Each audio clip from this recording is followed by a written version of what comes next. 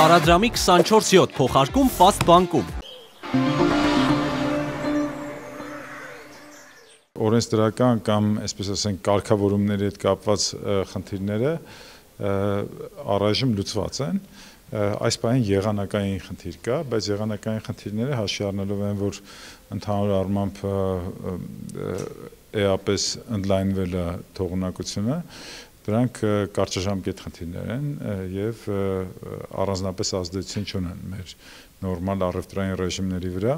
Պետք է հիշեցնեմ, որ նույնիսկ ես վերջերս եղած խնդրի պատճառով առաջացած կանգառը չի ազդել նրա վրա, որ 2023 թվականին վերին լարսը բաց է եղել ավելի շատ օր, քան երբևիցե, որովհետև առաջ հիշում եք եղանակային կամ այլ խնդիրներով տարեկան միջինը 30-ից 40 օր վերին լարսը փակ է եղել, իսկ այս տարի ընդամենը 3-4 օրը, մի շաբաթ, այսպես ասենք, պլյուս 1-2 օրեր եղանակային պայմաններով, այսինքն նույնիսկ այդ իրավիճակում այն աշխատանքը, որը մենք արել ենք նախորդ տարիների ընթացքում, հանգեցրել նրան, որ այս տարի վերին դարսը բաց է եղել առավելագույն թվով օրեր։ Պետք է նաև նշեմ, որ այսօր նոր խոսում ենք Եվրասիական տնտեսական միության հետ առևտուրը անցած տարվա համեմատ աճել է 41%-ով, ինչը բավական բարձր ցուցանիշ է եւ մոտավորապես 5.7 միլիարդ դոլարի է հասել, որը էական բարձր թիվ է։ Ռուսաստանի հետ, պարոն, Ռուսաստանի հետ բոլոր երկրների հետ էլ բավական արագ աճել է, նույնիսկ կարող եմ ասել, որ Ռուսաստանի հետ որպես աճի տոկոս ամենացածրերից մեկն է, եթե ոչ ամենացածրը, այսինքն էապես աճել է Բելարուսի, Ղազախստանի, Qırğızstani, ուղղակի քանի որ տրադիցիոն Ռուսաստանը մեր ամենախոշոր առևտրային գործընկերն է, նույնիսկ փոքր աճը մեծ թիվ է կասում, բացարձակած։ Հիմա իմ մոտ կա, բայց էլի գուցե 5-6 միլիարդից 5 միլիարդը լինի Ռուսաստանի հետ։ Հիմա եթե բան եք ընդհանուր կլինի թե չի լինի, ապա բնականաբար մենք շատ ենք խոսում հիմա ընկերությունների հետ, նաև հիմա այստեղ առիթը ուզում եմ օգտագործել, պետք է դիվերսիֆիկացնել, այսինքն պետք է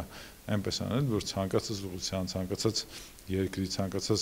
գործընկերոջ հետ առևտրաշրջանառությունը չգերազանցի օրինակ առևտրի 20%-ը կամ արտահանման 20%-ը։ Այդ պարագայումա, որ կոպիտ ասած բալանսավորված ռիսկեր կլինեն, հակառակ դեպքում այդպես պատկերավոր ասած, եթե դուք ունեք ռեստորան, որը ունի մի հաճախորդ, ապա ինչքան է լավը լինի այդ հաճախորդը, ինքը կարող է մի օր չգա ձեր ռեստորան եւ դուք ուղղակի փակվեք, հա, ուստի պետք է այնպես անել, որ ձեր ռեստորան կան շատ մարդիկ, ցանկալի տարբեր երկրներից, որովհետեւ դուք կարողանաք վստահ լինել, որ ձեր բիզնեսը մի օրվա մեջ չփակվի։ Պարոն Յաթամայից խոսեցիք, տեղեկություններ ունեք Նիկոլ Փաշինյանը գնալու է այդ նիստին։ Ոչ, տեղեկություններ չունեմ։ Իսկ ինչ է կարծում, պետք է հայկական կողմը մասնակցի այդ ոչ պաշտոնական։ Ես պատասխանատու եմ տնտեսական քաղաքականության համար եւ հենց այդ համատեքստում որքանով է կարեւորում։ Հենց այդ համատեքստում ես կարծում եմ, որ մենք պետք է բոլոր երկրների հետ ձևավորենք գործնական Հայաստանի շահերից բխող քաղաքականություն եւ այդ տեսանկյունից բնականաբար հարաբերությունները գլխավոր առևտրային գործընկերների հետ պետք է լինեն պատշաճ մակարդակի վրա։ Բայց շեշտում եմ, գործնական եւ Հայաստանի շահերից բխող։ Պարոն նախարար, դուք ասացիք, որ օրենսդրական խնդիրները կարծես թե հարթվել են, ես ճիշտ հասկացա։ Կարգավորումների ես կասեմ։ Իրենք Ռուսաստանի այդ գերատեսչություններից կոնկրետ այդ օրերին մատնանշում էին ստանդարտների խախտումների հետ կապված խնդիրներ։ Այս խնդիրները լուծվեցին, ճիշտ ենք մենք հասկանում, այդ ստանդարտների հետ կապված խնդիրները տնտեսվարանը լուծեցին այս կարճ ժամանակում։ Չեմ կարող ասել, որ ամբողջությամբ այդ խնդիրները հասցեավորված են եւ Հայաստանի արտադրանքը մի գիշերվա մեջ դարձել է աշխարհի ամենաբարձր ստանդարտներին համապատասխան, բայց մենք ինքներս խստացրել ենք էապես, որը ասենք որից է պարտադիր պայման չէր նախկինում, խստացրել ենք մեր արտահանման նկատմամբ վերահսկողությունը, այսինքն սահմանային հսկողությունը արտահանվող գյուղմթերքի նկատմամբ եւ շարունակում ենք աշխատանքը ընկերությունների ընկերությունների տեխնոլոգիական զարգացման, ինչպես նաև օրենսդրական եւ որակի ենթակառուցվածքների զարգացման ուղղությամբ, կարծում եմ, որ պետք է հիշեցնեմ նաև, որ այս տարի մի քանի ամիս առաջ մենք ամբողջությամբ ռեֆորմի ենք ենթարկել որակի ենթակառուցվածքների հետ կապված ամբողջ օրենսդրական փաթեթը, ընդունվել է հավատարմագրման մասին Հայաստանի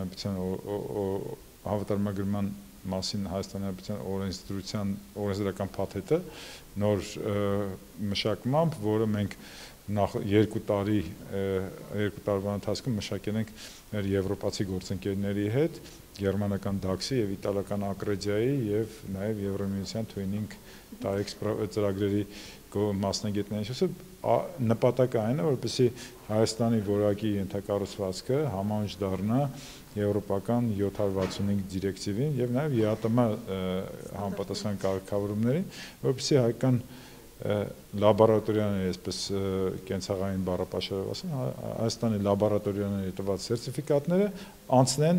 եվրոպական երկրներին։ Հարց, պարոն նախարար, այն ապրանքատեսակները, որոնց հետ կապված ռուսական կողմը խնդիրներ էր մատնանշել, դրանք հիմա գնում են, արտահանվում են Ռուսաստան, թե դրանք դեռ շտկումների փուլում են։ Տեսեք, այդ գյուղմթերքը ինքը ամեն օր արտադրվող եւ ամեն օր պարզ է, որ փոխվել են ներսում նաեւ աշխատելավոճը, աշխատանքային process-ները, որպեսզի ավելի բարձր ստանդարտի ապրանքներ արտահանեն։ Եվ պարոն նախարար, մի հարց, պարոն նախարար, արդյոք քաղաքական ենթատեքստի վերջո կար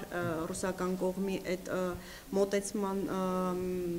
պարագայում, որովհետև այդ օրերին հենց կառավարության աշխատակազմի ղեկավարը գրառում էր արել, որը